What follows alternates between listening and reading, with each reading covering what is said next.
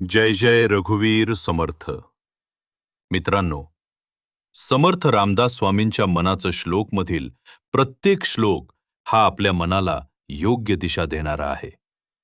आज आपण पाहणार आहोत चौथा श्लोक, जो आपल्याला सांगतो की वाईट इच्छा, चुकीचे विचार आणि अधर्म यापासून मनाला कसे दूर ठेवावे.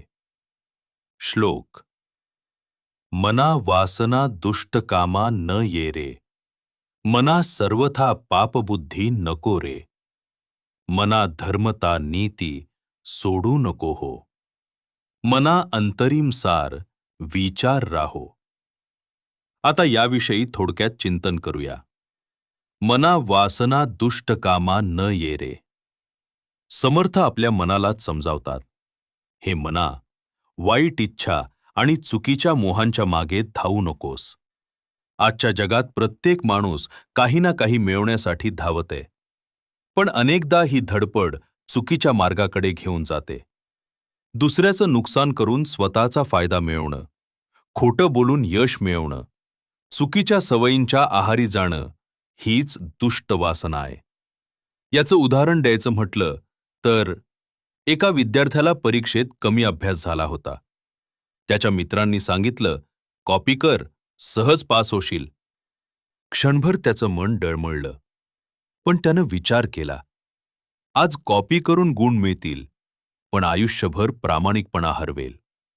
त्यानं कॉपी केली नाही. कदाचित कमी गुण मिळाले, पण त्याचा स्वभाव आणि आत्मविश्वास जिंकला. समर्थ सांगतात, क्षणिक फायदा देणारी चुकीची इच्छा शेवटी नुकसानच करते. मना सर्वथा पापबुद्धी नको रे.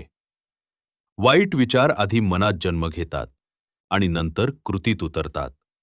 मत्सर, द्वेष, राग, फसवणूक ही पापबुद्धी मनाला अस्वस्थ करते. आज सोशल मीडियावर आपण अनेकदा पाहतो, लोक दुसऱ्याच्या यशामुळे दुःखी होतात, पण दुसऱ्याला खाली खेचून कोणी मोठं होत नाही. याचं छोटं उदाहरण: एका ऑफिसमध्ये 2 कर्मचारी होते. एक जण मेहनत करत होता, तर दुसरा सतत त्याच्याबद्दल वाईट बोलत होता. काही दिवसांनी मेहनती माणसाला बढती मिळाली, कारण लोकांनी त्याचं काम पाहिलं होतं आणि दुसऱ्याचं फक्त बोलणं. समर्थ सांगतात, वाईट विचार माणसाला आतून कमजोर करतात. मना धर्मता नीती सोडू नको हो. धर्म म्हणजे फक्त पूजा नाही, तर योग्य मार्गानं जगणं. नीती म्हणजे सत्य, प्रामाणिकपणा आणि न्याय. आज अनेक ठिकाणी लोक शॉर्टकट शोधतात, पण चुकीच्या मार्गानं मिळालेलं यश फार काळ टिकत नाही. उदाहरण म्हणजे एका दुकानदाराकडे ग्राहक चुकून जास्त पैसे देऊन गेला.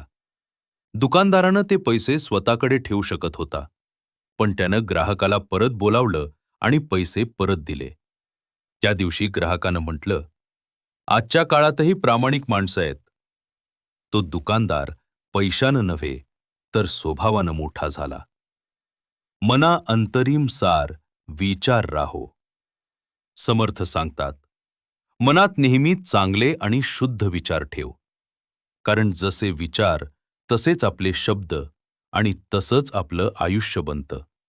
सकारात्मक विचार माणसाला उंच नेतात, तर नकारात्मक विचार मनाला अंधारात ढकलतात. हॅशटॅग आजच्या जीवनासाठी संदेश काय?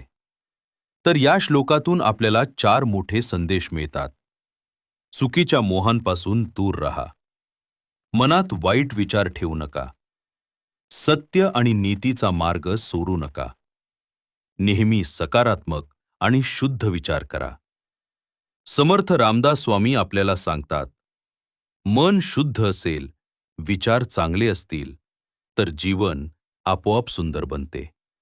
जर तुम्हाला हे चिंतन आवडलं असेल, तर व्हिडिओला लाईक करा, शेअर करा आणि चॅनल सबस्क्राईब करायला विसरू नका. जय जय रघुवीर समर्थ.